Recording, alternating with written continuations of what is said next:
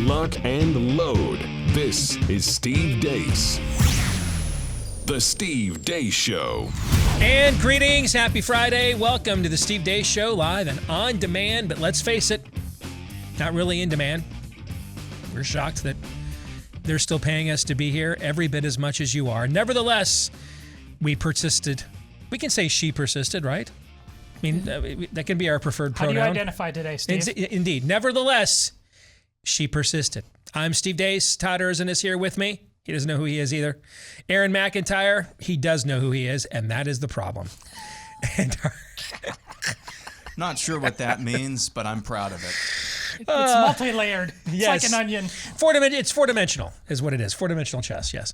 And our good friend, Rob Eno, he is down in Dallas. He'll be joining us here momentarily for the Deace Group Roundtable. Of course, we love to know what you think about what we think, and it is a Feedback Friday. We'll be getting to some of your feedback a little bit later on in the show. Send yours in, steve@stevedeace.com. That's DEACE.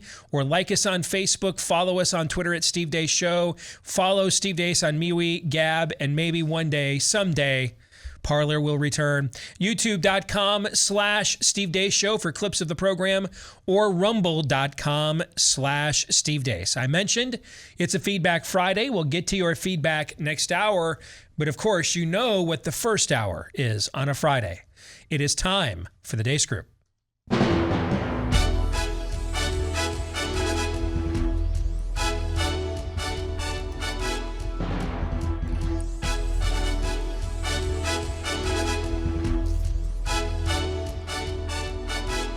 Your weekly look at the week that was, brought to you by Rough Greens. We've been telling you about that supplement powder that you mix in with your pet's food that does all the stuff for your pet that our supplements do for us, since they've taken a lot of the vitamins, minerals, nutrients, pre and probiotics, etc.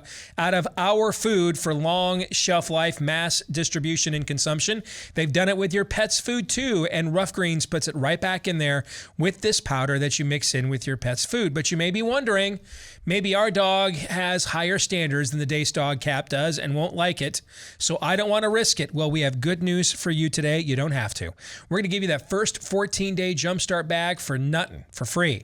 You just pay for the shipping, but the bag itself is free. You get 2 weeks on us to find out if your pet takes to it, and if you don't see a difference in your pet in 14 days or less. Just go to roughgreens.com, RUFF for roughgreens.com to take advantage of this offer. Or you can give them a call at 833-ROUGH-DOG, RUFF again, 833-ROUGH-DOG. Let's get to issue one. Bleep, Lord Nefarious says. Keep your kids out of our gay clubs. Obviously, when we're seeing 12-year-olds dressed as girls and women, stripping for gay men, throwing them dollar bills on a stage, it's just, I don't know why we have to, me as a homosexual has to tell people, keep your kids out of my life.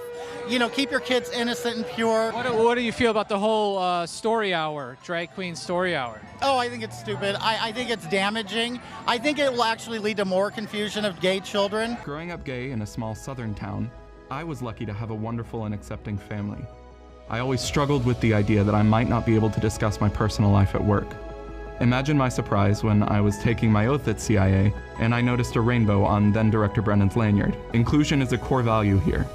Officers from the top down work hard to ensure that every single person, whatever their gender, gender identity, race, disability, or sexual orientation, can bring their entire self to work every day. This is the story of a soldier who operates your nation's Patriot missile defense systems. It begins in California with a little girl raised by two moms. After meeting with an Army recruiter, I found it.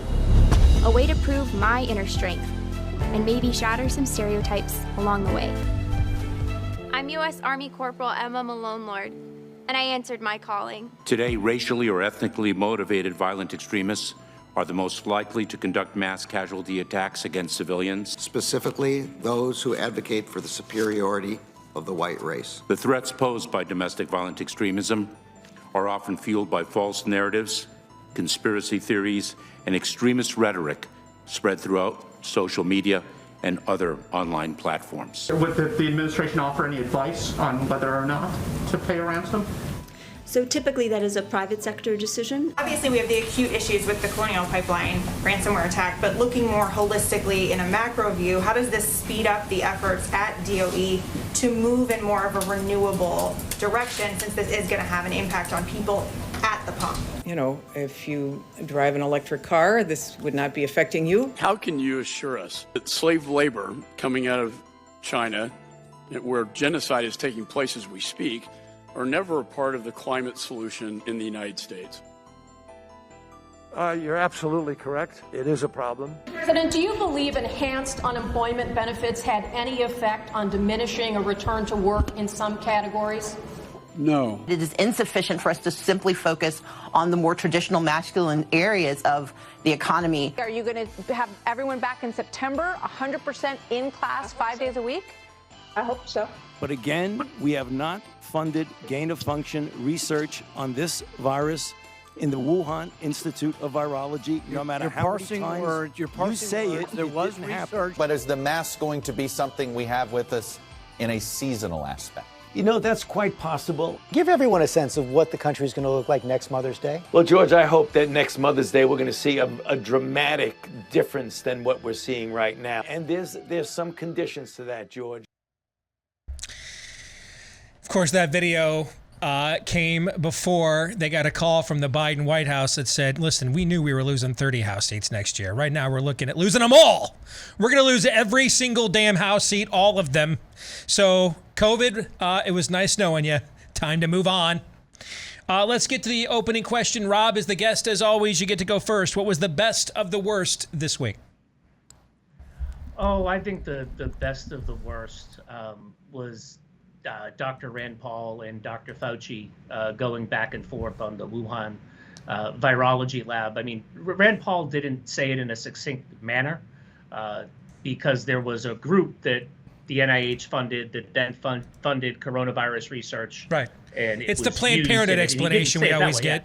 Well, we don't violate the Hyde Amendment. We're not funding baby kills. We're just funding the organization that does the baby kills. It's semantics. Yes. We're just taking their administrative costs. Yes. We did the. Right. It's like saying we didn't. We're not paying them to take off the heads. We're just paying the overhead. Yes. Exactly. Yes. Right. Yeah. Or it's like saying we really didn't give the German regime in the 30s money to fund Dr. Mengele's experiments. We just kind of covered their, operating costs type thing. It's absolutely nuts. And I thought that was the best. And there were a lot this week. I think the drag queen in the beginning saying, we should be keeping your kids away from me at a strip club. That's probably a good idea. Probably takes a second. And I did like the CIA person saying that the former communist that somehow got to be head of our CIA organization was wearing a rainbow flag. I thought that was an interesting one. I still haven't figured out how somebody that was openly communist got to head the largest intelligence agency in the United States. But, indeed, they usually keep that information from us. That is correct. Todd, what was your favorite? Yes, our cup just runneth over this week. Got a couple. The daughter of two lesbians who's now making her way in the military right there. As that comes out, not so ironically, there was just another study that even with the renewed physical requirements of joining, that the females can't possibly keep I'm glad you brought that up. But she's defying stereotypes. Yeah. I don't really care how many moms she has. If you are a jihadi in Tehran, if you are a soldier or a general in Pyongyang or Beijing, do you really think, wow, she's a threat to my soldiers? Yeah, exactly. Probably not. My oldest daughter is writing a paper. What is she, about $1.05 maybe? My daughter? No. Oh, her? Well, that woman. Yeah. My oldest daughter is writing a book in junior comp. They're taking on some pretty intense issues, and she's writing about transgenderism in sports. And she said, "Dad, the more I research this, the more I can't even believe I need to write this paper." And I said, "That's your lead. Mm-hmm. That's your first sentence," because of other nonsense like this. But the one I really want to focus in on is the notion from all of these intelligence experts that white nationalism is the greatest domestic threat to our country. Okay, this is from the same intelligence experts Now, hold on. Most of the worst ideas in this country, let's face it, have come from white people. We can't deny that. I accept that premise. Okay. Broadly But that's probably speaking. not their premise. Broadly speaking. Okay. Well, All we right. may end up there after I say what I'm about to say. You tell me. Okay. But wait a second. Back in 2000, 2001, where there were multiple men of Arab descent training to fly airplanes at flight schools, but they said out loud they didn't want to know how to land them or take them off. That didn't raise any flags. The fact that this FBI had no idea that Michigan State University was farming out its doctor to the women's Olympic gymnastic team, and in both places there were long-time complaints about molestation. Nothing there either. But you're certain, guys, you're certain now that white supremacists across America are about to take this thing down. Okay, I'm in. Sure. You got this. Well, did I get there? No. I don't know where I got. Aaron, go ahead. Yeah, that's kind of where I was going to go as well. First of all, it was just parking on the recruitment videos here. So that's 2 from the CIA, 1 from the Army, where it could be confused with a rainbow jihad. The people who were hiring to keep us from the ill effects, all of them, of the actual, Islamist jihad that Todd just described. The people that we're hiring are, they could be confused. The PSAs that they're running could be confused with, I don't know, propaganda for the rainbow jihad. That's a bad thing. And there's 2 explanations, neither of them are good, why we're seeing this push from the intelligence, the CIA, the intelligence community for recruiting, and now the Army as well. And I think that we're probably going to see some more of these. Either one, the leaders of recruiting in the Army and the CIA see the potential pool of recruits as resonating with the type of message that they're putting out.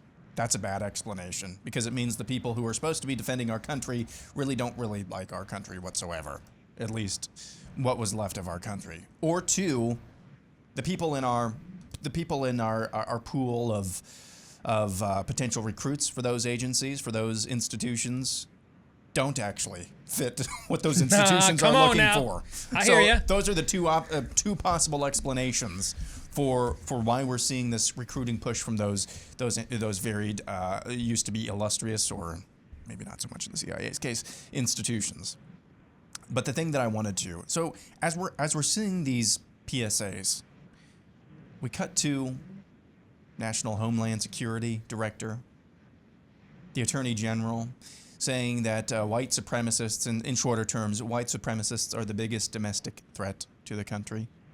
This is the point of the show where, we're on a right-leaning network, aren't we? We're supposed to say, no, you're the biggest threat to the country. And that's true. That's true.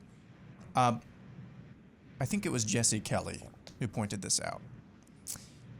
This is what people who actually have power, what they actually do. See, when Republicans have this type of power, they recuse themselves from Russian collusion cases, bogus cases. That's like hurtful. That's very hurtful. That's hurtful. Thank you. I love that. One of my favorite sound bites of the entire Trump administration. It's kind of hurtful from Jeff Sessions. When Republicans have this type of power, we play the bagpipes. When Republicans have this type of power, I don't know, our Homeland Security. Play the bagpipes. Yeah. You know who I'm talking about. I hear you. The Homeland Security guy. I hear you knocking. I'm coming in. I hear thought you. he was pretty good, but it was a little too good too late. See, when Republicans have power, they do everything but use that power. Even if from the bully pulpit. Because of what we were talking about on yesterday's show. I don't think that. Either they don't believe it, which is the case in most places, or in Jeff Sessions' case, I think he was a conservative. He had a pretty good voting record. He was just paralyzed with fear or something. But when Republicans have that type of power, they govern like anything other than the people who sent them there believe. When Democrats have that power, they do everything they can to make the other side know that they have that power. That was such a great condensed sharing circle of the Trump administration bagpipes, and it's hurtful. Yes. Exit question on a scale of 1 to 10, with 1 being Bruce Jenner's conservatism and 10 being Bruce Jenner's psychosis. Rank this week's level of total depravity, Aaron. 10. Todd. 10. Rob. I'm going to go with 7 because it can always get worse. There we go. Finally, some optimism. Finding his inner Shannon Joy. There. Yes, there it is. Hey, if you are struggling with pain, whether it's in the back, knee, neck, shoulders, for me, it's that pesky left hip flexor, whichever the case may be, unless it's an immediate injury. If that's the case, please, by all means, go get treatment. But if it's the chronic variety, chances are the underlying cause is inflammation, and you got to defeat that inflammation before it defeats you. That's why you want to check out a product that I use, Omega XL, backed by 35 years of clinical research. It attacks the inflammation that's causing your pain. Those topical rubs, pain relievers, they help with the symptoms, but they don't with the treatment. That's what Omega XL does.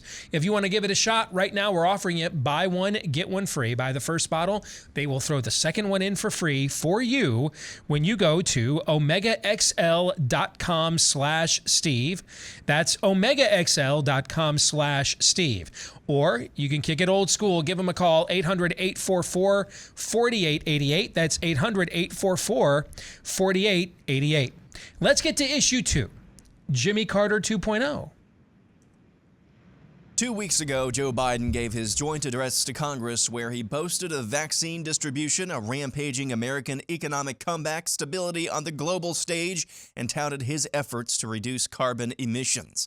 2 weeks later, unvaccinated Americans are more likely to feel comfortable in public spaces than those who have actually taken the vaccine. The April jobs report produced only a quarter of what was expected. Israel and Hamas are locked in their bloodiest conflict since 2014, and we're well on our way to Joe Biden's goal of 50% less carbon emissions by 2030, since the largest oil pipeline in the country was compromised by Russian hackers. A lot can change in 2 weeks, but when America and the world needs a competent, much less virile, voice of strength for the free world, Biden gives us this. You guys are bad. I'm not supposed to be answering all these questions. I'm supposed to leave. And when Biden isn't giving us this, his energy secretary says oil pipelines shutting down could be avoided by going green. If you drive an electric car, this would not be affecting you. Do you think she knows how electricity is made? Anywho, when we're not being chided for not buying electric vehicles, Biden's own bureaucracy chides Americans for not getting the vaccine, even while the president himself still wears a mask while outdoors. Looking for my mask. I'm in trouble. And around vaccinated people. Perhaps that's why a Morning Consult poll from this week found across the board, and by a pretty wide margin, unvaccinated Americans are more comfortable doing things around other people, like going to a game, the amusement park, or a cruise.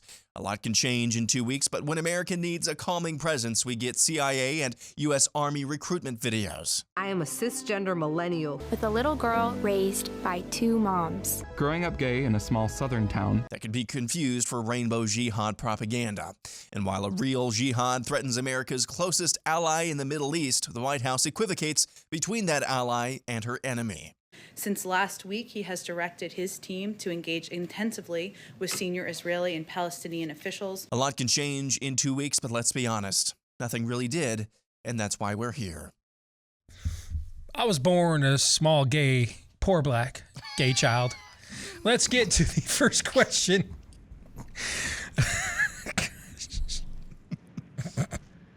You're so many ways tired. I know it. I know. Has the Biden administration already dug the country into a hole that it took Jimmy Carter 4 years to faceplant us into, or is that a reactionary take? After all, they have now done an about-face on several of these laments in just the last 24 hours, indicating that at the very least, somebody within the Biden White House is polling. At the very least, that's going on.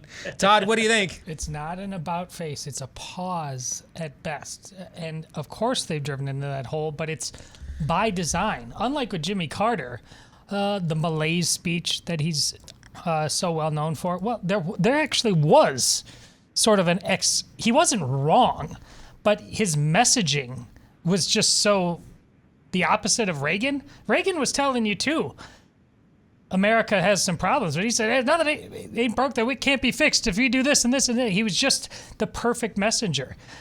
But this is by design with this administration.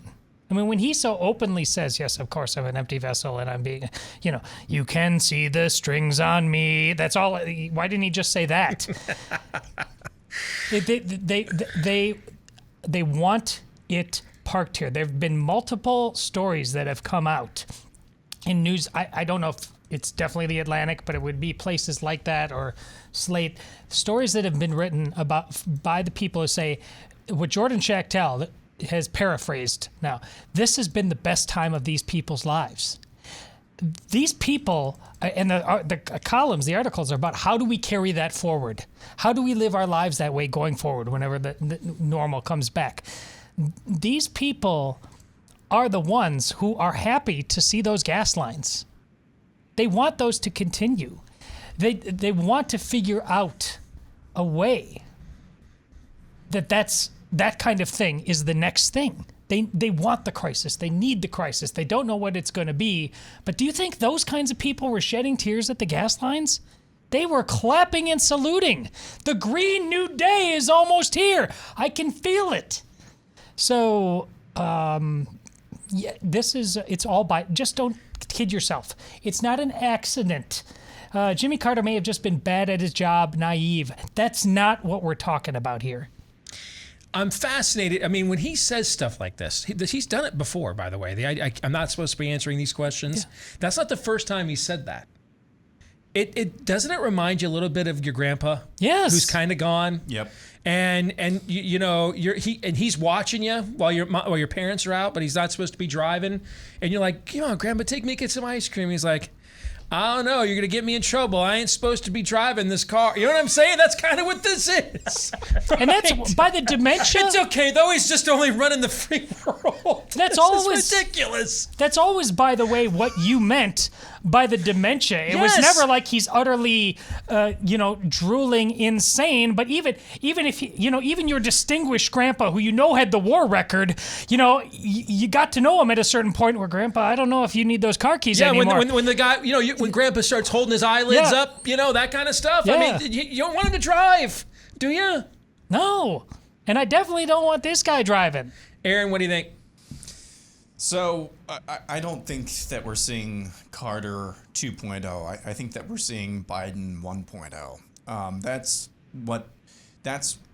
That's the only way that this could go.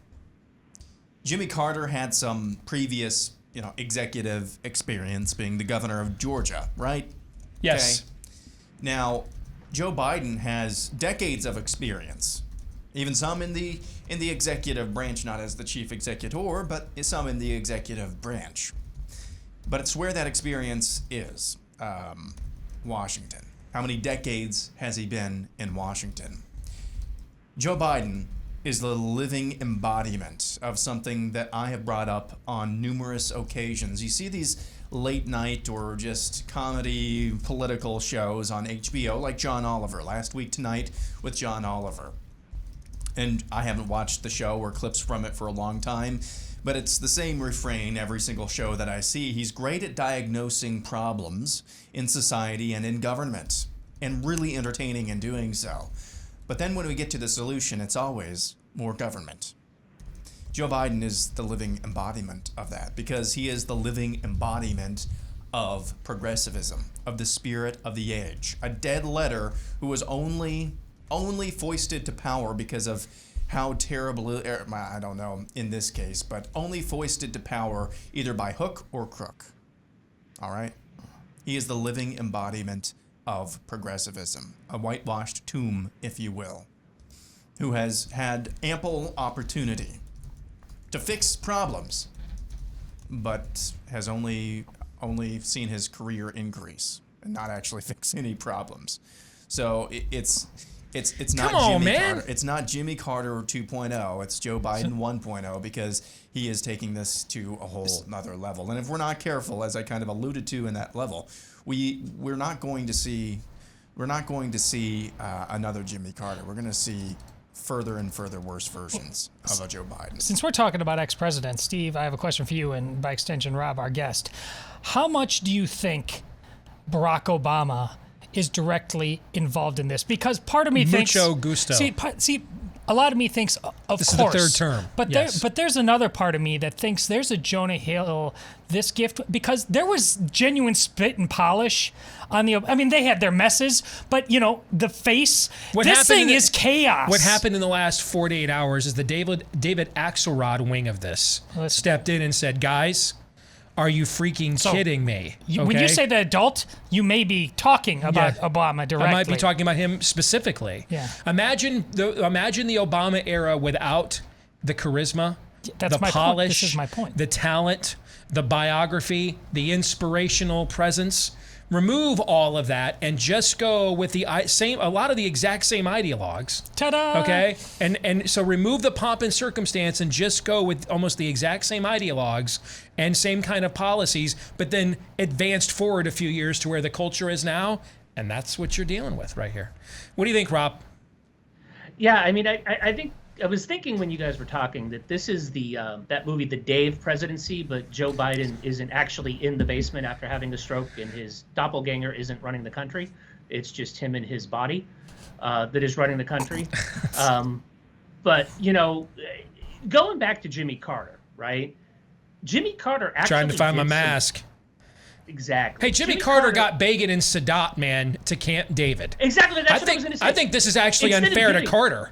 Go ahead. Right. That's exactly what I was going with. That Jimmy Carter didn't give or didn't restart $200 million or $200 billion payments, I think it's million, to Hamas so they could buy weapons because Hamas runs the Palestinian Authority. It's a Hamas government in the Gaza Strip. We did not give them money during the... Carter pulled out of the administration. 1980 Summer Olympics in Moscow. Yes. He didn't have Moscow do the curriculum for the damn public schools. Okay? Exactly. People are writing emails right now. Steve, you've always been a shameless Carter apologist. Well, see, Steve and I grew up during the Carter administration. I mean, we were, in kindergarten to like second grade. So was Todd. Third grade Yep. during that administration. And, there's a couple things.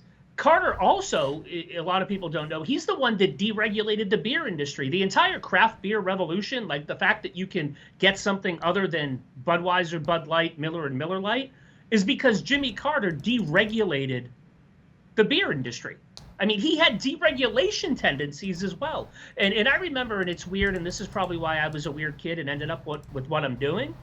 I remember at like 6 or 7, we did one of those, clean the park where we played Little League type things. And I remember that, because if you watch the news, the country was like in throes and Carter couldn't figure it out. But I got this little letter that was, mechanically signed by the president or printed. It wasn't really signed, but, I'm 6. I'm like, doesn't the president have something better to do? Doesn't Carter have something better to do than like sign a letter to me thanking me for cleaning up the park? Like, can't he get the hostages out of Iran?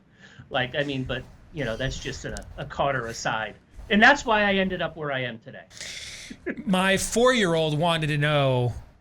No, I'm lying. Yeah, those were that's the one thing. That's one thing about the Trump era I do not miss. Yeah.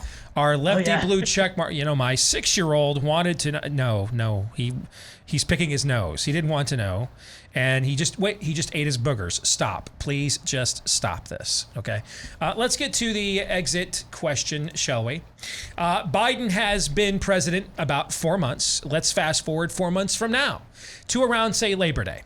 If the state of things at that time were a Bob Seger song, which Bob Seger song would it be? A, Still the Same, B, Beautiful Loser, C, Like a Rock, or D, Hollywood Nights? Aaron. Like a rock. Meaning dropping really fast. Okay. Nice. Studio 54 is in Hollywood, or in... New York City. Oh, no, that's in New York City. Yeah. Then I'm wrong then, but it's Hollywood Nights, the most depraved version. Very quickly, Rob, what do you think? Still the same. Still the same. All right.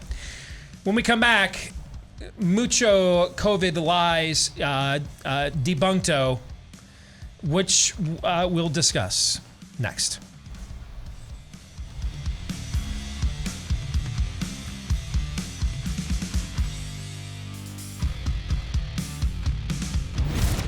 This is Steve Deace on the Blaze Radio Network.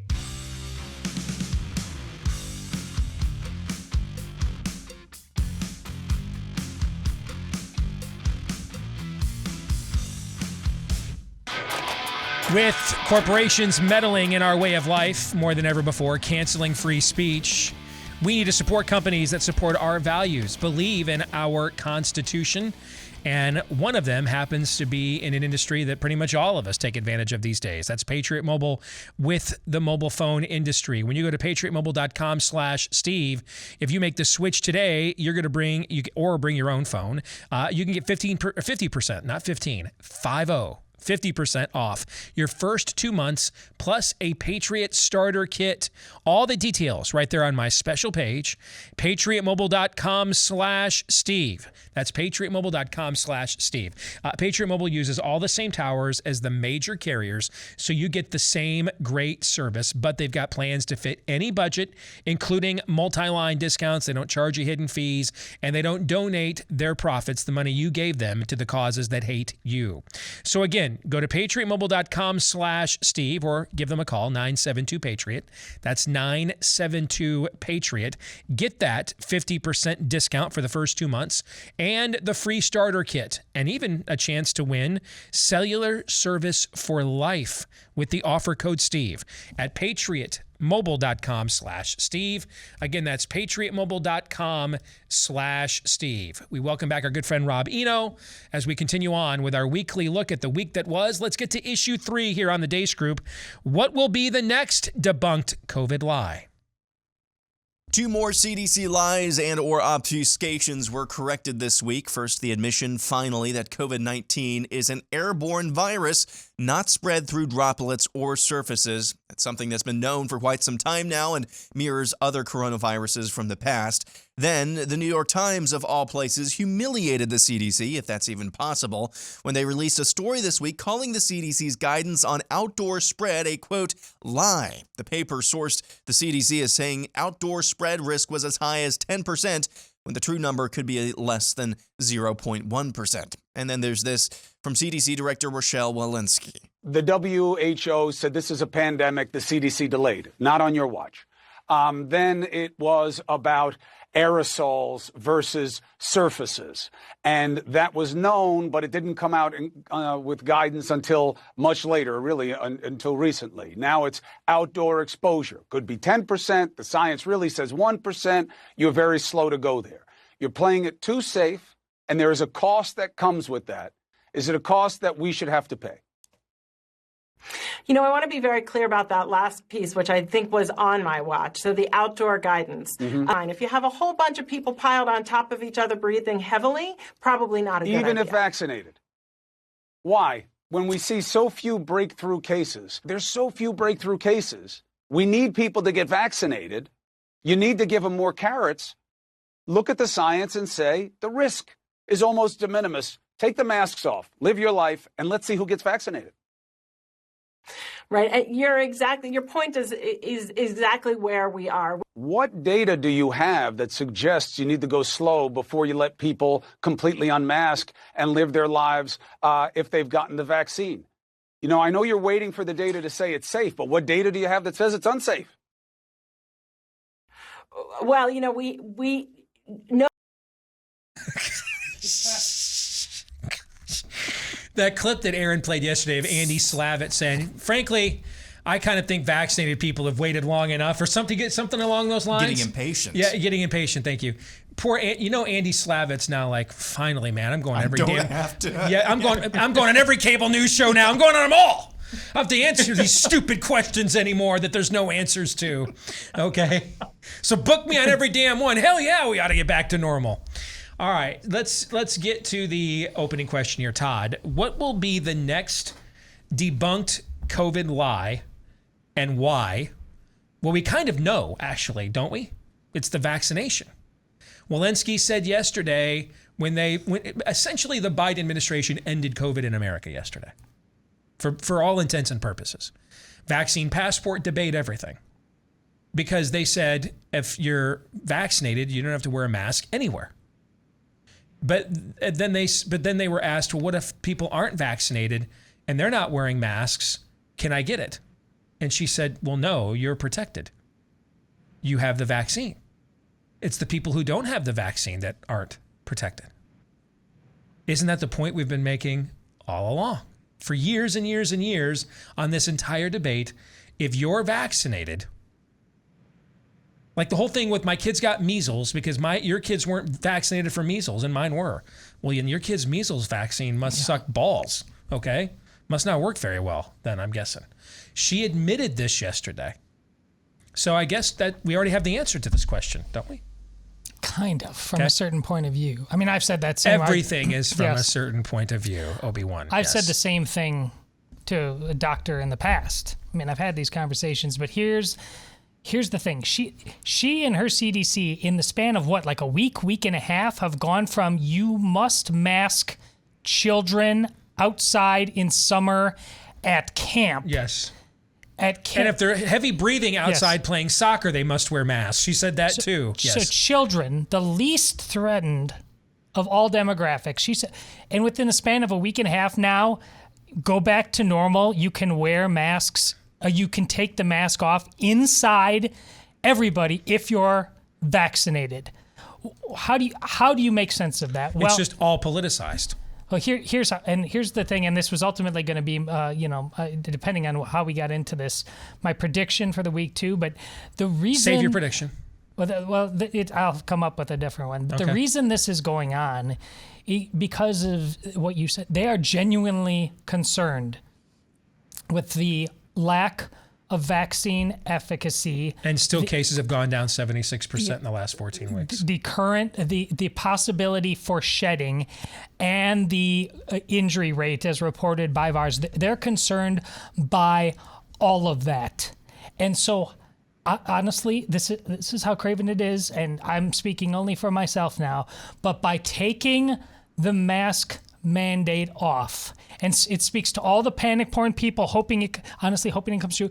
If it comes back, and it's likely, and I think they think it's likely it comes back, vaccine or not, just because it's seasonal, it's regional, the virus is going to virus. This was an emergency vaccine. There was no guarantees. By taking the mask off, people may say I told you so beforehand, but everybody, both the so-called experts and the panic porn cultists, they're going to be happy to go back and shut down again. So if you keep the masks on, though, then it means the vaccines and the masks don't work. And this is the way we have to think because of the year we've been through. I think we have to think that way, but I think there's a simpler reality. Number one, they were drowning as an administration. This was sinking them holistically on every front. They couldn't take on the baggage anymore, and I said on this show 2 weeks ago that we were approaching the exit immunity threshold, meaning that there was a juncture in Obamacare where the Republicans had so failed in 2017 to repeal it that they now took on all the baggage of it, and it killed them in the 2018 midterms. This was about to happen with reopening and COVID to the Biden administration. It was killing the economy, killing everything. So they were drowning. I think this is just basic instinct. But then number two, see, they actually have an out for vaccination now. By going this way and saying, hey, if you're protected with a vaccine, you're safe. If and when we see some other form of seasonal wave of surges, they now can go back and say, that's what happens when our vaccination rates aren't high enough. If they wait until vaccination rates are much higher, and then that happens, then the whole lie is blown up on every front. That's why they back out now. They back out now when they're struggling to market vaccinations, and cases have declined 76% in spite of that in the last 14 weeks, so that later on, if we do have another seasonal wave, then they have an excuse to market it more aggressively. And then if that never happens again, then this all just gets memory hold and we all just move on with our lives. I agree with that, but of course, I think you also agree that the people putting out this vaccine is the must, while still saying you have to wear a mask. You don't believe those people are fully confident of the efficacy of their vaccines. Of course they're not. Especially knowing the curve was dropping precipitously before the vaccines were instituted. Of course they're not. Now, we could debate why that is. Maybe the reason they're not confident in it is because the virus is synthetic, and we really have no idea how this thing's going to mutate, and whether these vaccinations will cover you with further variants or mutations. It could be that, okay? But clearly, there's a piece of information they have not been wanting to tell us all this time that would make all these pieces finally fit together. Rob, go ahead. Yeah, it's the vaccine rates going down. I love what they're doing. What is it? The Seychelles. They have like 75% vaccinations, but they're still getting COVID. Well, they're using a Chinese vaccine that's probably not a vaccine, right? I mean, we can all probably agree with that. But going back to this, we talked about David Axelrod, right? And him or somebody like him talking about the polling and them going away. In less than 17 days, or 17 days now, maybe 18, there is a special election in New Mexico to replace the Interior Secretary, who was a House of Representatives member, congressperson, that got moved up.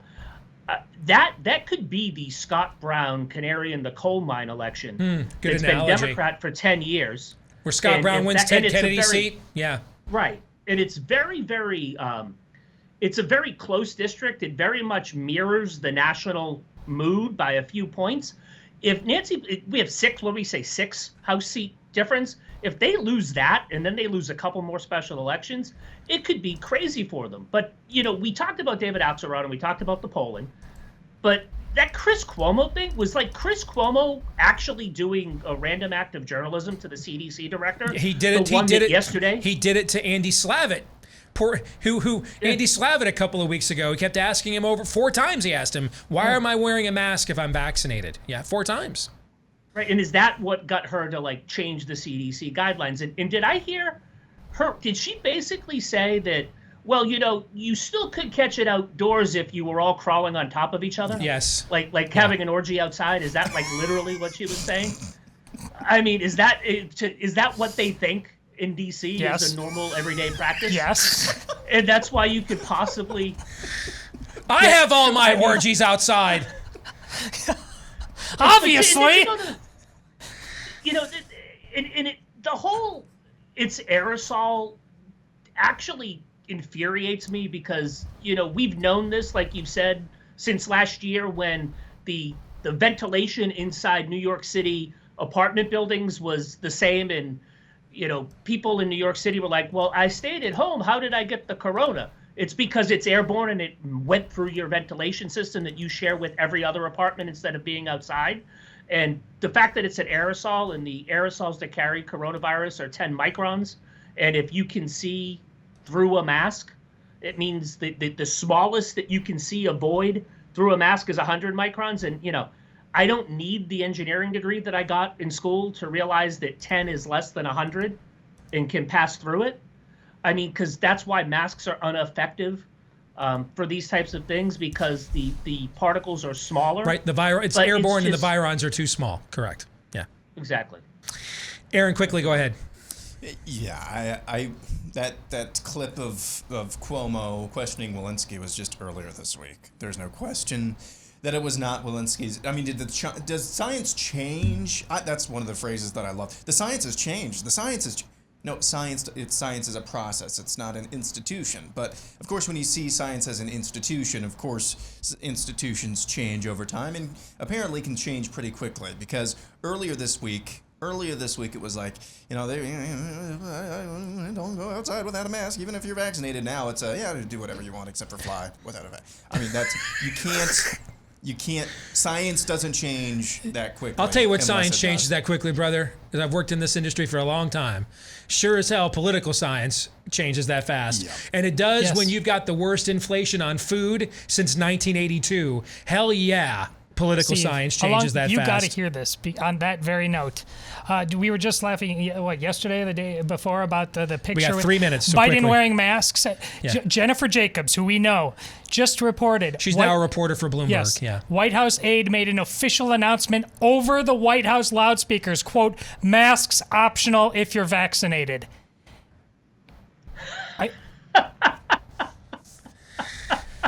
Exit question.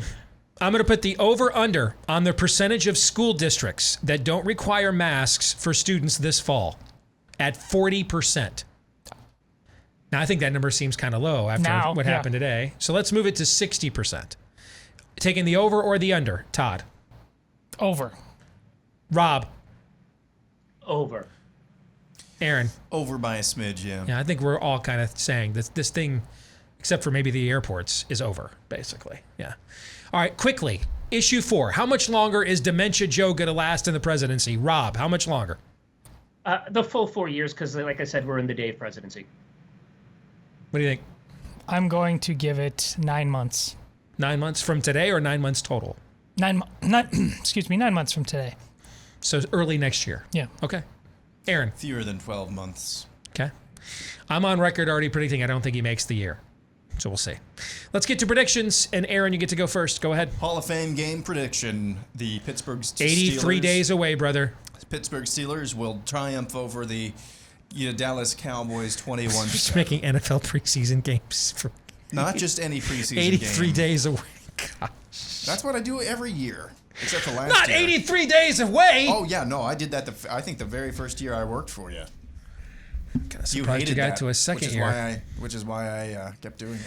Todd, please don't make a prediction about a game that doesn't count, that also won't be played for 83 days. Go ahead. No, videos are forthcoming for Aaron's montage of people going to restaurants and stores, not wearing their masks, in confrontations with business owners who insist on being part of the cult. It's time to get this thing on. Oh, I'm looking forward to those videos, actually. Yeah. Rob, what do you think? Elise Stefanik will not be conference chair. Gosh, I hope you're right. I think it's getting to be too much. Okay. Here's a question, Rob. Do you know why Elise Stefanik even wants to be a Republican when you look at her record? Is there any issue that she agrees with us on? Any issue? No, it's one of those. I had a Democratic state representative in Massachusetts while we were drinking at a bar once tell me that the reason he was a Democrat is because it was easy, even though he was a conservative. Yeah. I think it's the same thing in her district. It's easier to be a Republican. I got you. Okay. My prediction is you're going to see pretty much every Republican governor rescind the lavish unemployment benefits in their home state, which will lead to a precipitous decline in the unemployment rate here later this year, after which the Biden administration, whomever is president at that point, will take credit for lowering the unemployment rate. That's what I think you're going to see. They will be bragging by this fall about the lower unemployment rate after all these Republican governors say, screw this paying people to stay home crap. We can't afford this any longer. That's what I think you'll see happen. Rob, good to see you as always, brother. Have a good weekend, all right? Take care. Thanks for having me on. You bet. We've got one more hour to go. It's Feedback Friday, and your turn next.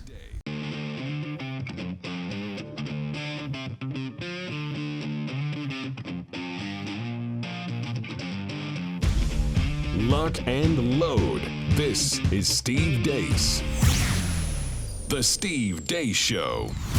And we are back with Hour 2 live and on demand here on BlazeTV, radio, and podcast. Steve Deace here alongside Todd Erzin, Aaron McIntyre, and all of you. Don't forget to let us know what you think about what we think. Steve@stevedeace.com is how you can email the program. That's DEACE. Like us on Facebook. Follow us on Twitter @Steve Deace Show. Look for Steve Deace on MeWe, Gab, and maybe one day again over on Parler. Steve Deace is also found, that would be me, speaking like Bob Dole, in the third person. Well, I'm Steve Deace, telling you to vote for Steve Deace. YouTube.com/Steve Deace is where you can find clips where I do not awkwardly talk in the third person, but they censor me nevertheless. Rumble.com/Steve Deace Show is where you can go for clips as well. If you're a podcast listener, thank you very much. We love all of you, and there is a lot of you these days. So please, if you haven't done so yet, hit that subscribe button and leave us a 5-star review. Doesn't matter the podcast platform, but especially those of you that do this via iTunes, because it's the biggest podcast platform in the world. So when you guys crank it up on that front, it really helps to boost and promote the podcast. So thank you to all of you, though, no matter where you listen. Thank you to all of you that have done those things for us. Let's get to some Feedback Friday, brought to you by Real Estate Agents I Trust. You know, trying to sell your home in any environment, anytime, can be stressful, challenging. I once did it where I was selling the home I lived in and had to time it to buy the house and close on it that we were going to move into. Right? That can be really stressful. But what about if you do it in these, shall we say, what's a word that doesn't get used a lot? Unprecedented times. Bing. There we go. Thank you. If you're doing that, make sure you hire an agent that will come in, take charge of the situation. But then remember, ultimately, who is really in charge is you. Where would you find such an agent? Could you throw in somebody with a proven track record of success while you're at it? Well, by golly, we can. And the name kind of says it all. realestateagentsitrust.com. That's the website. That's where you need to go.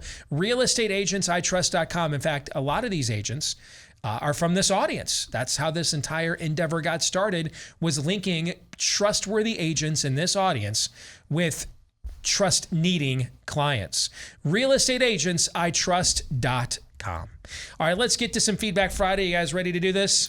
Yeah. Let's begin with Luke Strahan, who says, I have a brave pro-life story of the most epic kind, and it needs to be told. I love the little Bill and Ted there. The most epic. I like that. I'm hoping that you guys can help. We can. We got a few people listening, so we'll tell your story, Luke. I'm alive today because of the grace of God and because my mother chased a doctor out of a hospital room when he suggested that she have an abortion. 37 years ago, my mom was supposed to die from stage 3 ovarian cancer. She was supposed to have an abortion and focus on surviving herself.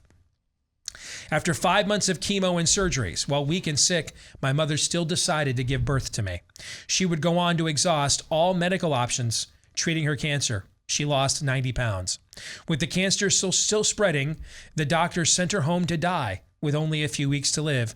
She was just 30 years old and now had 3 kids. Through a miracle of God, the cancer left, and on November 4th, 1984, my mom was cancer-free. I share this story because my mom deserves to be honored. She has the kind of bravery that few warriors have. I believe people need to hear these kinds of stories. Luke, so do we, which is why we just shared yours. So, mad props to your mom. That's what it's all about, man. That's what it's all about right there. Jim Bicknell writes, I've been standing on the sidelines complaining for a long time. Never had the spine to do anything about it. Recently, that all changed. The Williamson County, Tennessee GOP made the mistake of giving me a forum to run for chair on their committee. They made an even bigger mistake by giving me 3 minutes to speak. I made a nice little speech and practiced it over and over again.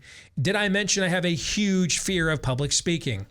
So this night comes, I walk into a room of 300 Alex P. Keatons, all of them polished, well-versed in speaking GOPEs and wearing suits that cost more than my annual salary. There were also 2 worthless state senators in the room as well.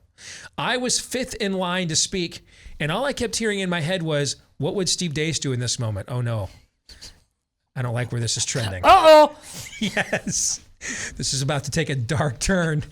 30 seconds before I was to speak, I decided to ditch my speech and just go from the heart.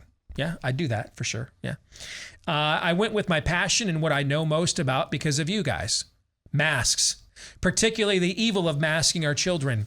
In 3 minutes, I dropped a nuclear truth bomb that I think would give patent palpatism. I looked the senators in the eye when I said that Tennessee was at best a purple state, then ripped the governor, then went full Hulk smash on masking our kids.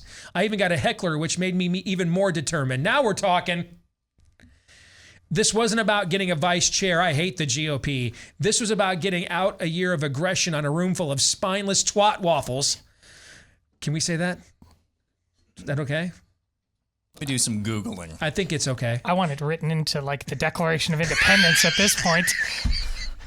This guy has me running into burning buildings? Yeah! Who have made my children wear face diapers and where there is no reason to. When I finished, I expected to be led out of the room by security and told to never return. Instead, I was stopped by several people who said the school board needs a bull in the china shop like me to stop this madness and wanted to know, would I be interested? So in 4 years, I just missed this election. I'll be running for school board in Williamson County, Tennessee. Thanks to you guys and all the wisdom I've gained from you over the last year. It's the only reason this happened. It's the year of us. Isn't just a saying. It needs to be every fiber of our being now. Thanks again for all you do in helping me to figure out my passion. What was his name? Jim Bicknell. Jim, if I wasn't so emotionally deadened at this point, you would see the single tear coming down my cheek. But Todd is tapped out. That was beautiful. He's dead inside. He's Nosferatu. He's undead, in fact, at this point. Right? Like we had to get rid of the garlic in the studio just in case it might irritate Todd. He's undead. No. Jim is the necromancer, though. Jim is making these dry bones breathe again. In all seriousness, Jim, it was that was phenomenal, man. That's how we roll, brother. That's how it's done right there. This is why yesterday I said, if everybody treats every day with that set aside shaman horn guy, but treats every day as January 6th, taking their country back with that level of energy, it's game over. It's game over in a rout. Let me say, too, for those of you thinking, could I do what Jim Bignell just did? If your fear is that if you get up there, they will bombard you with something you do not know, they won't. They won't. Yesterday, the Biden administration basically told you everything in Fauci and Bargan is true. Everything we've been telling you on this show for the last year is true. There is expertise beyond our grasp, right? That there are, like, I'm never going to be a great mathematician, therefore I couldn't be a great chemist. Some of you can't, understand deep philosophical constructs, but you do understand deep construction ones, right? There's certain levels of expertise that elude us in the way we were made, framed. No, only one being is all-knowing, right? This is biblical. One body, many parts. Correct. But knowledge in and of itself, basic knowledge, it's meant to be known. The King of the universe says to each and every one of us, behold, I stand at the door and knock. He says that to Jim Bignell. He says that to the Alex P. Keatons who make more than he does in a year, right? He says that to the king. He says that to the subject. He says it to the prince. He says it to the pauper. The knowledge of creation, God wants it to be known. He wants it to be shared. When our founding documents were written, they were originally written for people in the late 18th century that they assumed had no better than an 8th grade education. Why? Well, because so much of that culture was based on Judeo-Christian tradition. So what would happen at the age of bar mitzvah in the Jewish culture? Not only were you welcomed into manhood, but we had to figure out what you were then going to do as a man. The idea of adolescents, teenagers, this never existed until 20th century Western civilization. The idea of a prolonged adolescence was just something human civilization could never afford, by and large. The aristocracy could have it. They used to call it sowing your wild oats. But the average classes, the average citizen in any culture at any point in human history, the idea of a prolonged adolescence, no. The minute she first bled, the minute he first had a nocturnal emission, everybody looked at each other and said, so when do we arrange a wedding? Because it was time to move on, man. Life expectancies were in the 30s, 40s. There were plagues, conquerors. We didn't have the luxury of, I don't know, man, I'm 24, dude. I don't know what I want to do with my life. Why do you think we have no men? They still think they're children. Right. Because that's how they were raised. You're right. So they wrote our founding documents with an 8th grade education because, just like at the time of being bar mitzvahed in the Jewish culture, in ancient tradition, it was either, hey, everybody now we find out in Hebrew school, do you have what it takes to move on and do this as a vocation? If not, better learn a trade, right? Yeah. Same thing went down in the colonies. You got to the 8th grade, that's when basic education ended. That's why your founders graduated from like Harvard and Yale at 15, 16, 17 years old. Basic education ended, and either you showed the intellectual aptitude to move on to one of those universities, or a calling into the ministry, or you learned the trade. You learned how to run daddy's store. You learned how to take over dad's farm. You learned how to take over dad's silversmith shop. We look at things, the same thing goes for the Federalist Papers and everything else. We look at those things and read them as if they're beyond our grasp in 21st century America. They were written for people who often hadn't read anything beyond an 8th grade education. And yet most law students today read those things and they just, wow. My point is, The laws of nature and nature's God. Why do the founders call them self-evident? Because they're self-evident. They want to be known. They want to be deployed. They want to be acknowledged. They want to be obeyed. They want to be shared. I promise you, you're not getting ambushed. You're going to get hecklers. Why did they come up with everyone who disagrees with me as a racist, misogynistic, xenophobic bigot? Because they had all the best counters to our arguments? No, guys, because they don't. They came up with that tactic not because they've got really cool arguments. I remember the first of doing a week of shows on MSNBC for the first time, and I remember walking away thinking, holy crap, man, these arguments, they're dumber than I thought they were before I started doing this. This is a turkey shoot, man. I mean, I used to think Rush was arrogant as a kid when he said I could, with half my brain tied behind my back just to make it fair. Really, what he was saying is, I really only need half my brain to defeat this complete and total nonsense. I promise you, there is no secret comeback. They call names and heckle, not because they have great counters to your points, but because they don't. There's no one in this audience that could not do what Jim Bignell did. No one. And I point this out. I stammered a couple times reading Jim's note.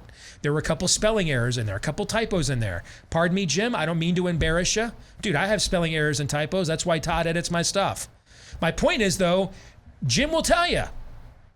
He ain't Billy Shakespeare, man. He's just a regular dude. Spelled a few words wrong.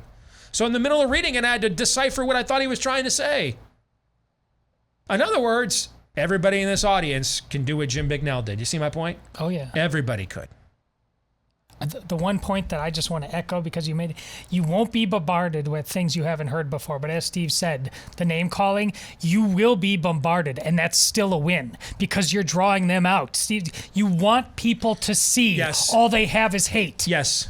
When you throw a rock, never forget this. Yes. If any of you are going to follow in Jim Bignell's footsteps, remember what I'm about to say next. When you throw a rock into a pack of dogs, the one that yelps is the one you hit. You want them to yelp. You want that smoke. You want them to reply. Aren't you there to defeat them? Is that not why you're there? So don't you want them to recognize? Don't you want the infestation to recognize the exterminator when he shows up? Right? Yes. I mean, the Orkin man wants to see the cockroaches scurrying into the corners, right? You want that smoke. You want, dude, if you're not getting that reply, if they're not walking up, I have to come to persecute us before the appointed time, son of man. If you're not getting that level of C, then you ain't over the target, brother. You want that smoke. And if you get it, you stand there like Robert Downey Jr. as Tony Stark. Yeah, oh, yes. Fire up the 1812. We used to do that on this show years ago. Just play 1812 Overture while we were just freaking bombing and crushing people. Yes, by all means. Yes. Rack up the body count. You want that. Dwayne says, the wife and I just got back from the Dutch Amish country of central Illinois, about 35 miles south of Champaign-Urbana, where the University of Illinois is located. I was shocked to discover that hardly anyone, except a few outside of the community, were wearing masks or social distancing. We ate at a packed restaurant where several hundred people were all eating at once. None of the employees wore any masks. There was a huge buffet style eat.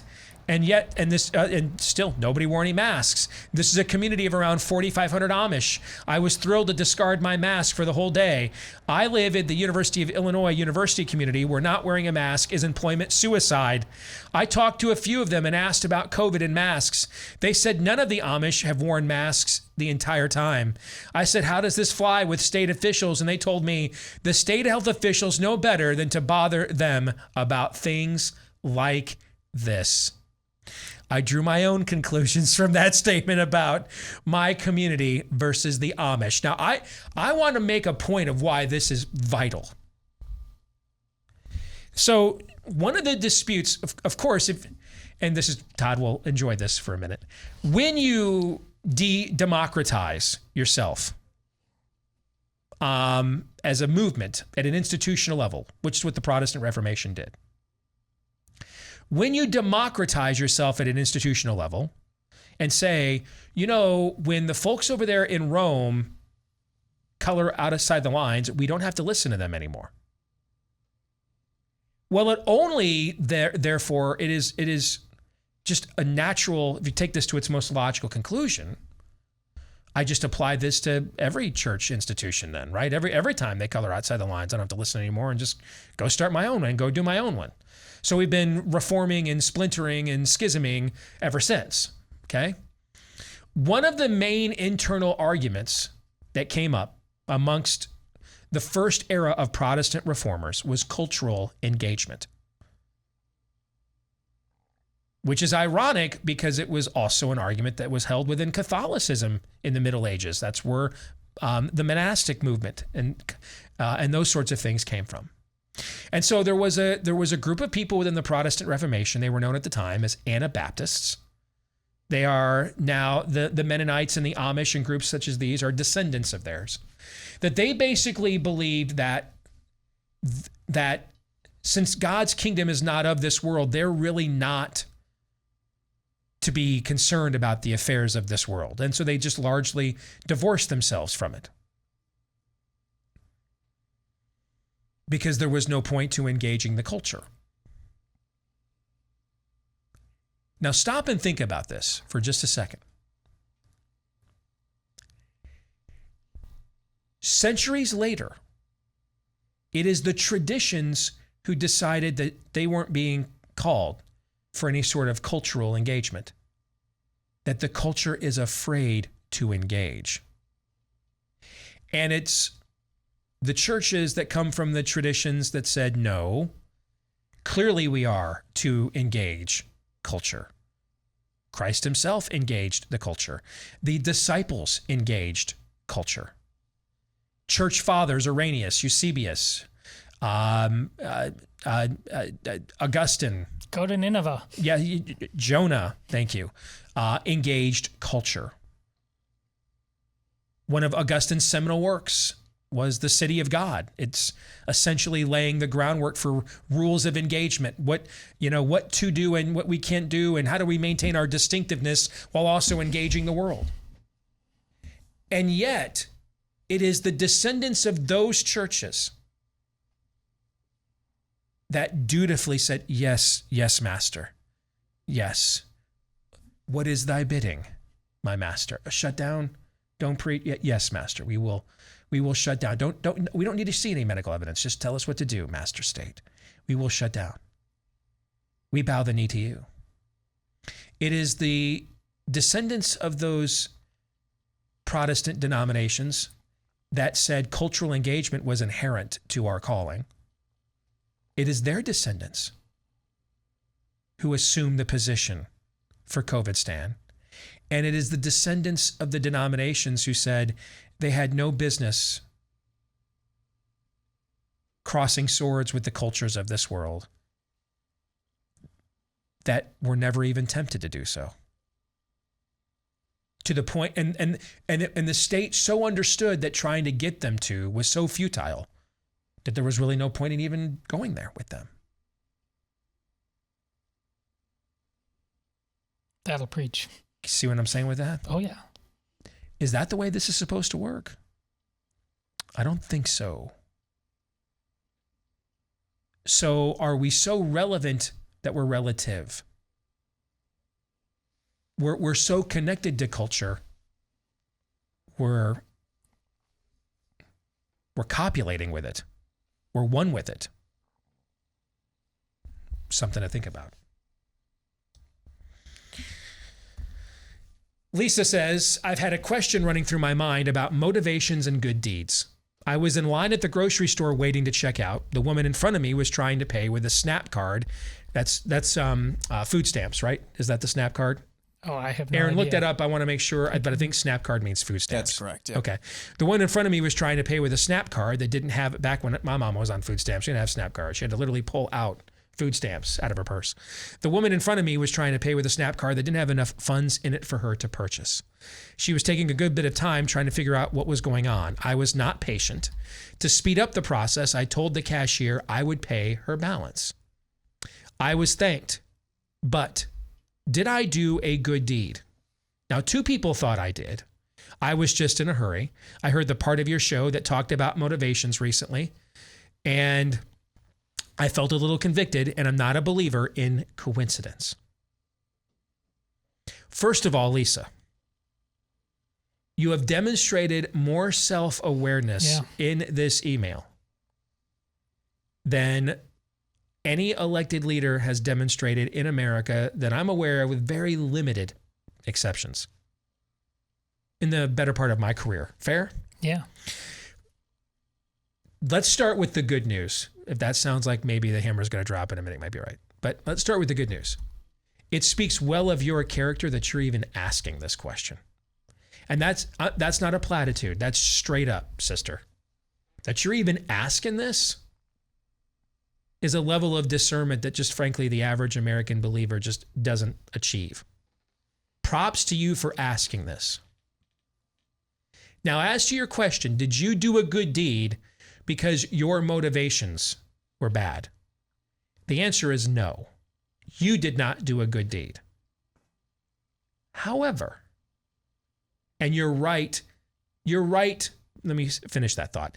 You're right to be squeamish or sheepish about accepting hosannas for the fact that you were just in a hurry. You're right to not think that, yeah, I probably should take the brownie button for that one. You're right about that. It's not worthy of a helmet sticker from you. However, all things work together for the glory of God and for those called according to his purposes. A sovereign God used the raw material of your impatience to bless that person. So I would urge you to not take credit for that good deed. But I think it is fair to say, you know, I really was just in a hurry. And I have to get going. But if this blesses you, give credit to God who gave me the resources to pass these on to you. So you're right. Your motivations were not altruistic by any stretch, by your own admission. However, not wrong either, I don't think, to look at the fact that God used these circumstances to bless somebody else. Any thoughts on that? I've got a slightly different take, only because I'm taking what I think is every word she said at face value. She said, didn't she say, I was feeling a little salty and impatient, but in the moment, I think she said, I also felt convicted from something I heard on your show. She said she felt convicted later on because people had told her she did a good deed. And then she felt convicted later on about her motivations, because her motivations were not to do a good deed. It was just to get out of there and to get the bill paid. Well, there's a great story out of Phil Robertson's book when he was going through the process of conversion. He had been reading his Bible, but he said, I was still kind of a skeptic of the power of this Holy Spirit thing. And he was out on his boat and out in the swamps, and there were some poachers who kept stealing his fish out of the nets he has set. Mm-hmm. And he came around a corner one day and he caught him right in the act. And Phil Robertson came up and he raised his shotgun and pointed right at him. And he said, I had this whole internal dialogue. He said, this is the time I have to test this whole faith thing. And he told him, I said, boys, this could go one way, but I'm going to give you another choice. I'm going to let you take these fish that you're stealing from me, but you're going to leave and you're never, ever going to do that again. I hear what you're saying. How that could apply here is that Lisa, in another spiritual state, might have also been very impatient and then might have said, hey, hurry up. What are you doing here? Maybe embarrass the woman, right? Mm-hmm. Okay. And said, can you move aside so somebody else, but a regenerated Lisa acts on her impatience by doing an act of compassion, even if her motivations weren't necessarily altruistic. Is that what you're saying? Yes, and my larger point is the power of God's grace over our sin. Mm-hmm. Because the simple fact, let's all think of something that somebody could do to us that we are certain right now, and we all know what those kind of things would be, and they're bad, and we don't even want to think about them. We are certain right now we would never want to forgive them. In fact, we'd want to kill them. But if the person who did that authentically came and asked for forgiveness authentically, we have to give it to them. Now, and that's my point about this. We're talking about the checkout line. The greater thing is you're not going to want to give that forgiveness. You're going to feel the hate. You might be compelled, though, to say, I don't want that hate, though. I have to. I know other way. And I know you felt this kind of like pulling out of yourself in your own life. So I know I'm not saying anything that doesn't resonate with you on some level. But so essentially we're saying then, I think you make two really good points. I love the Phil Robertson anecdote. We're essentially saying, Lisa, don't accept the Humanitarian of the Year award for this act, okay? Sure. Based on your admittance of your own motivations. But it also does speak to the work of grace in your life, that even when not acting altruistically, your impulse was to act on it in a way that still blessed somebody else, rather than embarrass them or shame them or condemn them. Everybody thought Mother Teresa. But I must, when I do something good, I must feel like I think she felt like, and was just ethereal. When she died, they found her diary.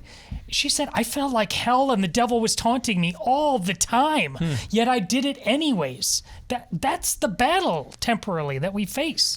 Listen, man, there's been plenty of days I've gone into the gym, 80, 90% of them, go. I was Perfect not motivated to go. There it is. But I finished the circuit anyway, right? Yeah. Aaron, you have a quick thought on this? Yes, I've been in this scenario before, and I've had the same internal dialogue before, provided that you didn't go and post about how you paid for the groceries of some in-need person with food stamps on social media afterwards. Regardless of what your motivation and where your heart was that caused you to do what was a high character move, regardless of what your motivations were at the time, the fact that you're asking this question now, regardless of where your heart was then, I think your heart is in the right place now. Now, that's from the outside looking in. Only truly what's going on is between you and God, but from the outside looking in, I'd say that's probably the case here. We'll come back, more Feedback Friday when we return here in a moment. The truth, straight, no chaser. Steve Deace. On the Blaze Radio Network.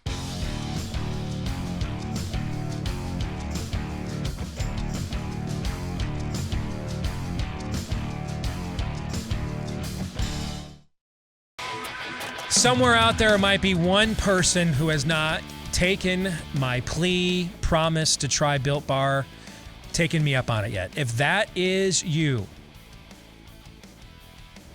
give in. Not to the hate, no. Give in to the love. I'm telling you, you won't regret this. It's the best protein bar you have ever had. It's the best taste, it's the best, most nutritious candy bar you've ever had. Now, they don't bill it as that, but man, if I cut a couple of these up into pieces and had you taste them or a candy bar and I told you, hey, these are both candy bars, you'd believe it. That's how good these are. They have the texture of a candy bar as well, not the aftertaste or the chalkiness of a lot of protein bars that are out there. All of their flavors covered in real chocolate. Whether it's low sugar, they keep it at 7 grams of sugar or less.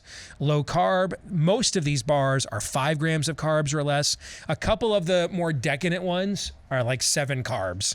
I mean, they make this fit into any healthy lifestyle. They taste great. You don't have to worry or make the choice anymore. Movie theaters are opening back up, and you're like, I don't know, man. I don't know if I can stay on the wagon when I go there. Take these with you. I mean, sneak them in. Don't tell anybody. I do it. But that's, is this on? I'm sorry. But trust me, you don't have to choose between health and taste any longer. Give it a shot right now. If you haven't yet, 15% off your first order when you use the promo code DACE at BuiltBar.com, BUILT.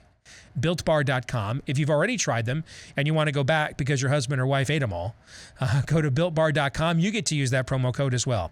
15% off either your first or next order when you go to BuiltBar.com and use the promo code DACE. Let's get back to Feedback Friday. This is from Broxton. He says the very first Sunday of the shutdown back in March of 2020, before we knew for sure that this was all crap, our pastor said, isn't it crazy that God can use something the size of this virus to bring the world to its knees because of our turning away from him? Many have made the argument that God is using or has used COVID to prune his church and separate the wheat from the chaff and who's really devoted to him. But now each day that goes by, we uncover more lies about this pandemic and learn that it's really not that big of a deal. Nonetheless, it has thinned out the church. How do we make sense of this? Is God using a lie to do the pruning? Does anything I'm saying make sense? Yeah, it makes all kinds of sense, actually. Goes back to what I said to the previous emailer, Lisa. My favorite scripture is the 8th chapter of Romans. I think it has soaring eloquence. It's challenging, convicting, and inspiring.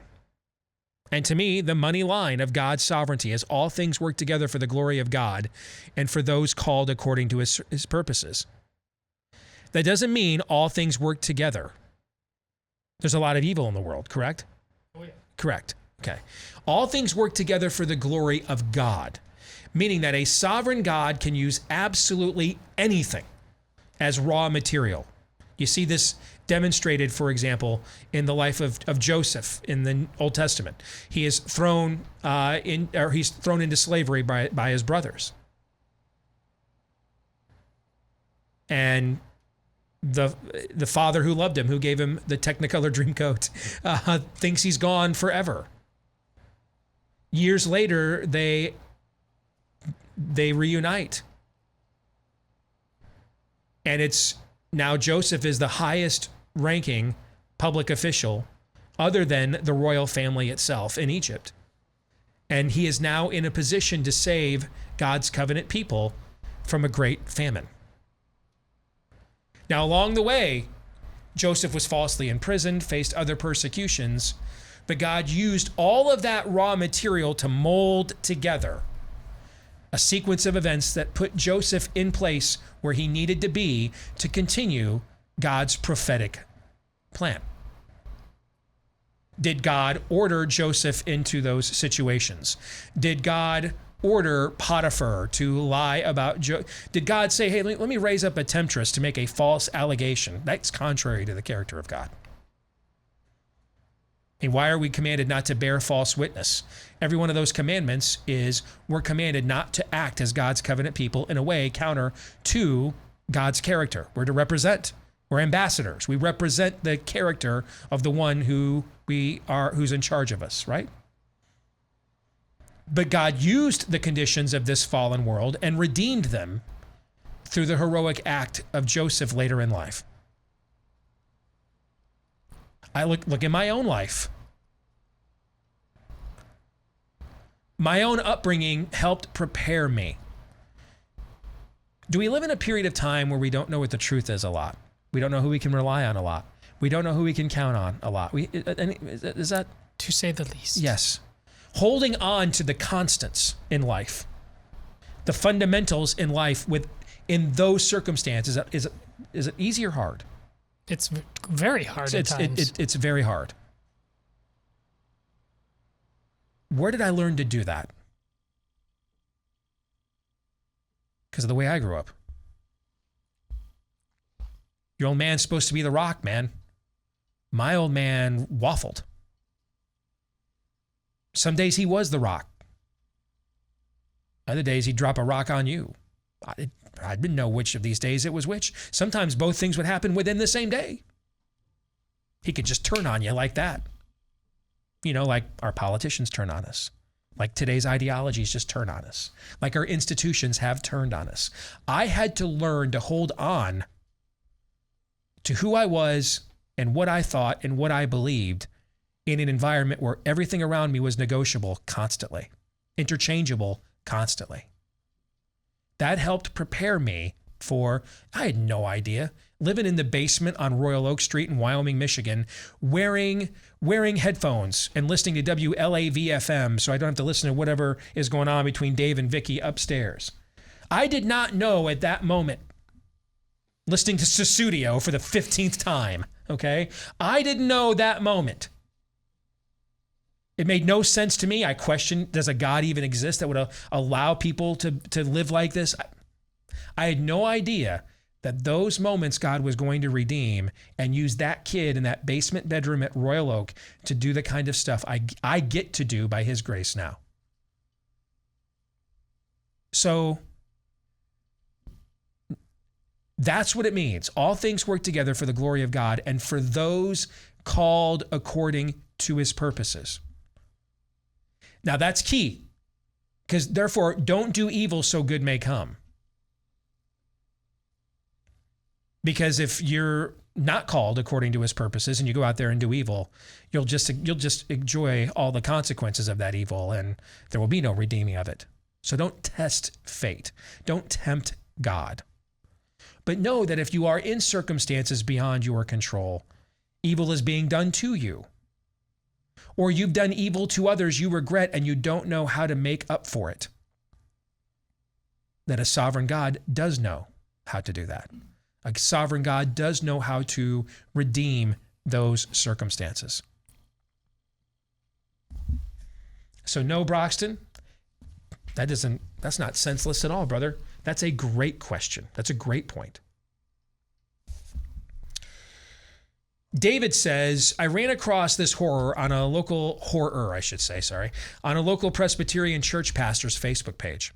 He had his congregants repeated after him on Easter Sunday as they met outside and anticipated meeting inside for the first time the following week. Quote, several people have asked for a copy of the litany of sorts that I led on Easter Sunday out in the park. As we prepare to reopen our doors for worship in the sanctuary next week, I had everyone repeat the following after me. Listen to this.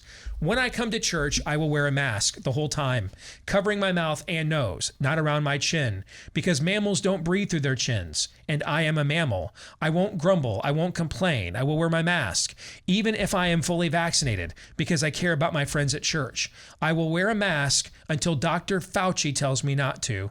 Amen. This solemnizes every indefensible assertion you guys have been unraveling for months. Literally, hell yeah, it does, David. I'd never, ever set foot in that church again, and I would do everything I could in my power, short of what causes restraining orders to be approved, to stop anyone I know or care about from doing so. You're closer to hell inside that church than you are outside of it. Yes, you are.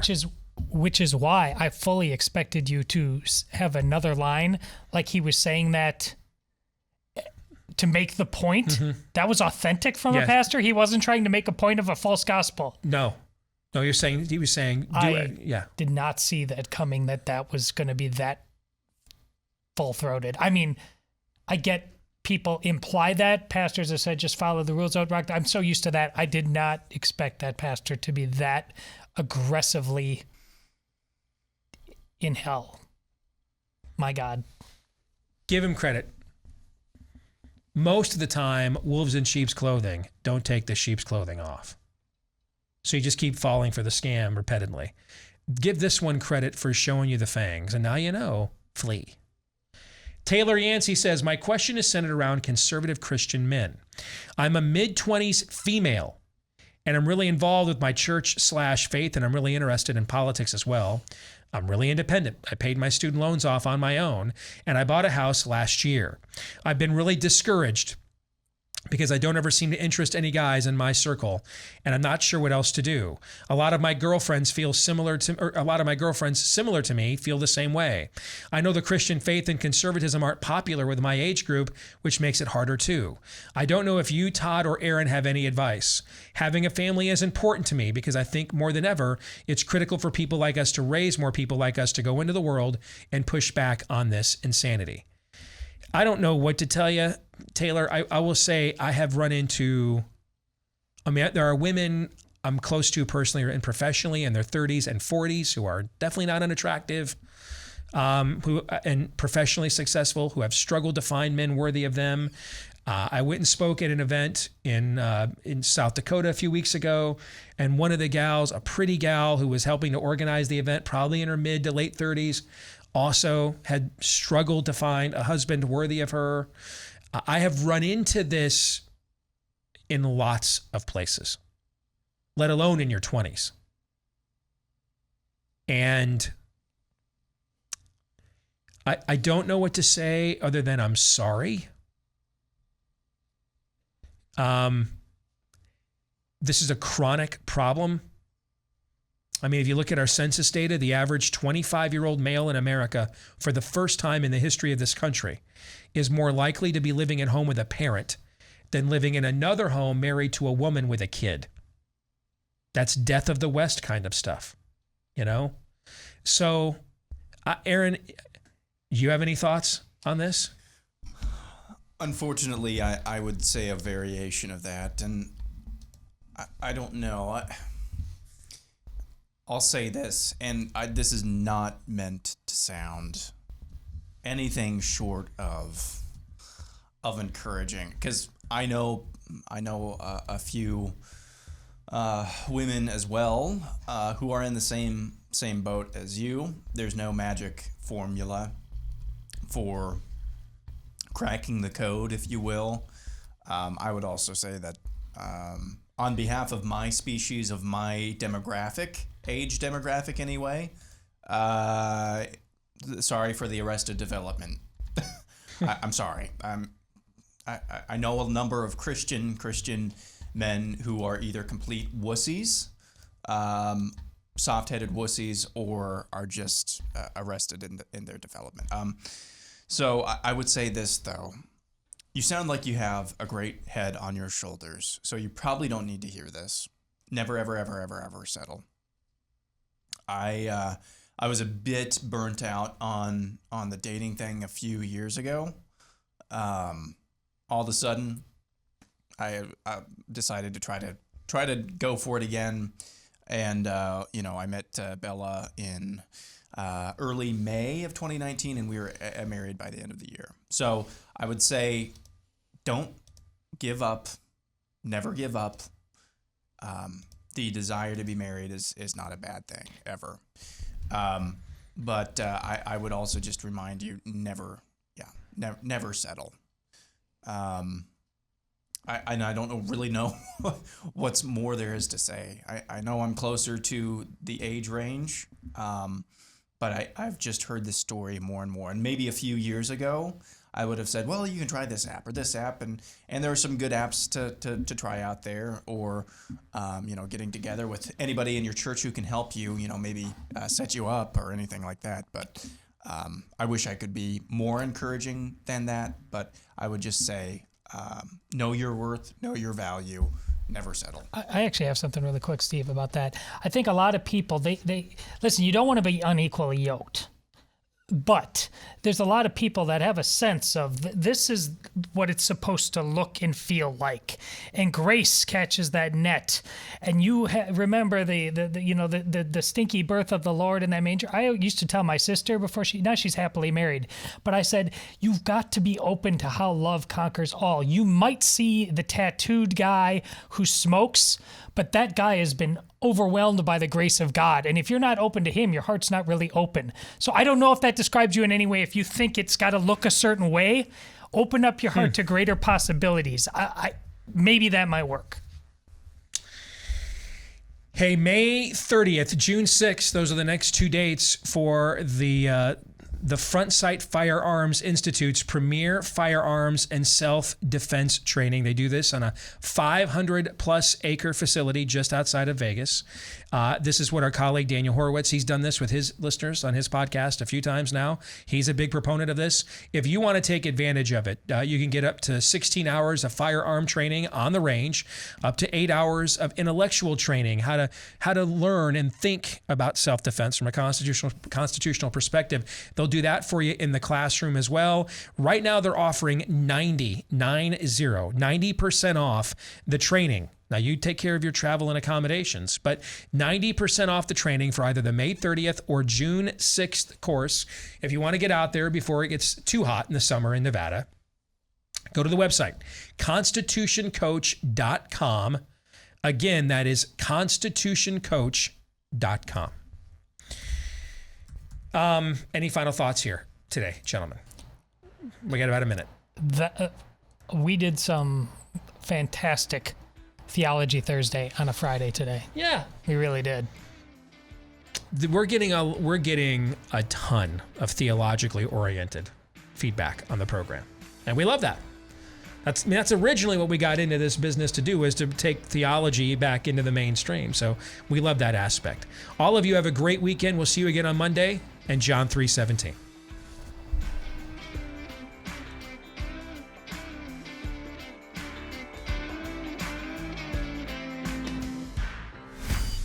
This is Steve Deace on the Blaze Radio Network.